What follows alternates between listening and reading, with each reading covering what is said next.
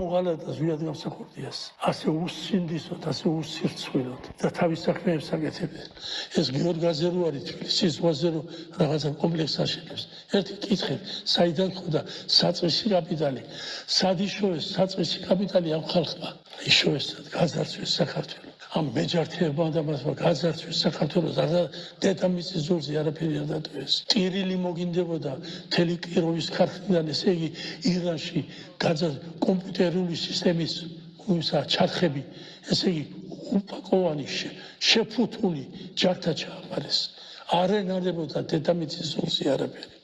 მთელი საზღვაო სისტემა გაყიდეს, ესე იგი ბათუმიდან დაწყებული ფოთში საზღვაო სისტემა არ იყო, გემები არ ყავდა საქართველოს, არ იყო გემები, ხო ყავდა, სულ ყველაფერი დაყიდეს. ესე იგი არ დაზოვეს, რა დაუშავა ქართველმა საქართველოს.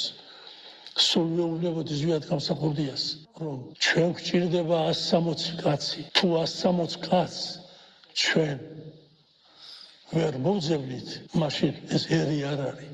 ერი არ არის და მაშინ უნდა დავალებოთ ყველაფერს თავი. 100 კაცი პარლამენტში, დანარჩენი 60 კაცი პრეფექტია თუ გამგებელი და 10 მინისტრი. 160 კაცი პატრიოტი, რომელიც თავის სიცოცხლეს შეწირავს სამშობლოს, იმას თუ ვერ მოძებნი, რა ერი ხარ მაშინ? ერი ხარ მაშინ არა ხარ ერი. სირცვილი არ არის. ვინ გაგიბედავს? ჩვენ თუ კორუფციონერი არ ხარ. კორუფცია იყო ზვიად გამსახურდიას დროს, გამოვიდეს ვინ და თქვას.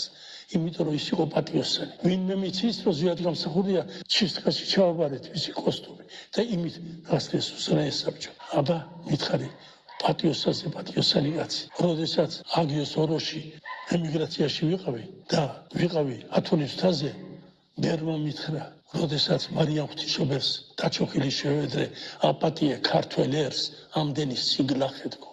ერთი თხოვნის უფლება მქონდა, იმან მითხრა, ნავრიატლები ქურსულად მითხრა, არა მგონია შეისვინო შენი ვედრება მარიამ ღვთისმშობელმა. იმდენი სიგლახე გაკეთებული. მითხარი ეს სურათი, ზვიად გამსახურდიას სურათი ქონდა, მაშინ ჩააკარით მითხარი, ის ისტორიის იმაში, ვიცით ყველაფერია.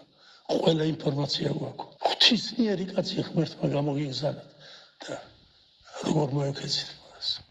პირგამშრალი ვიყავი, სულ ყურში მესმის, არა მგონია.